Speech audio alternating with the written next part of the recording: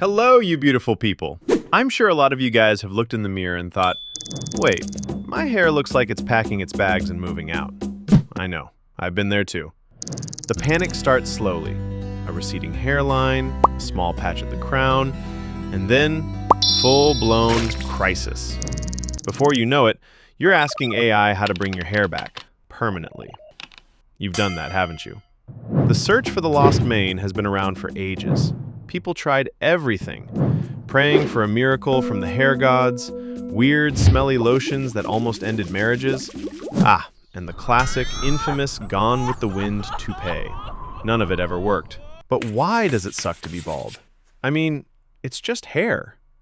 Well, I can speak from experience here. Your naked scalp is going to feel colder in the winter and attract the blazing sun in the summer. That part is pretty uncomfortable. But honestly, the biggest problem isn't on top of your head. It's inside it. Going bald messes with your self-esteem, right? You feel older, less cool. You shut down all dating apps because your love life is over. You start giving your friends with hair the side eye and quietly envying their luck.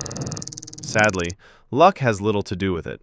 The truth is, your scalp works like a tiny farm with its own rhythm and rules. And when something goes wrong, well, the farm slowly starts drying out, one hair at a time. But let's break it down. First, why does hair fall out? A quick search online tells you your hair grows in cycles: growth, rest, and shedding. You can read the scientific names in the picture. I'm just covering the basics. On a normal day, you lose around 50 to 100 hairs.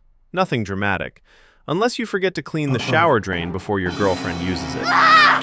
Your scalp is just doing daily maintenance, like a farmer clearing old crops and making space for new ones. The real problem starts when your hair follicles become sensitive to a hormone called DHT, dihydrotestosterone, a byproduct of testosterone. Think of DHT as a pest. It slowly weakens the crops until they just stop growing altogether. Some people's follicles are like very delicate plants that just can't handle harsh conditions. And when that happens, well, goodbye, hair.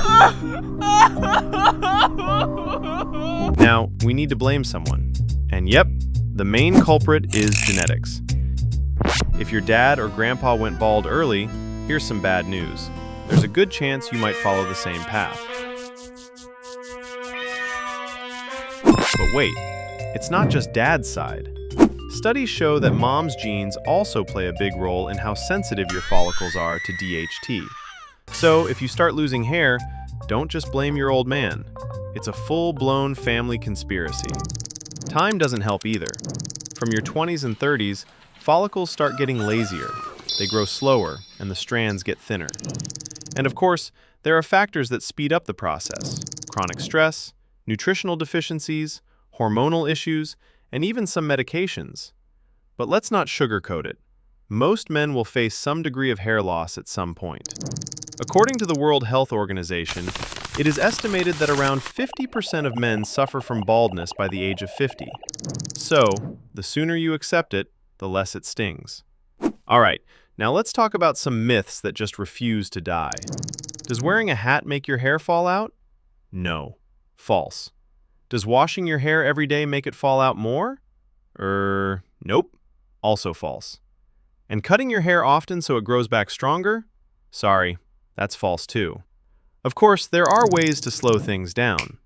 Popular treatments like minoxidil, a vasodilator that stimulates hair growth, or finasteride, which works by lowering DHT levels.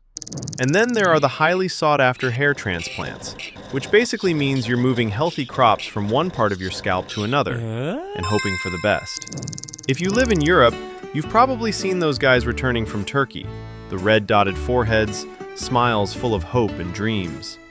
But here's a quick warning. It's expensive. It's not forever. And results can vary. A lot. So my best advice? Just own it. I did. Being bald isn't so bad after all. It's easier to shower, it's more hygienic, and you look cool. Oh, and about that self-esteem?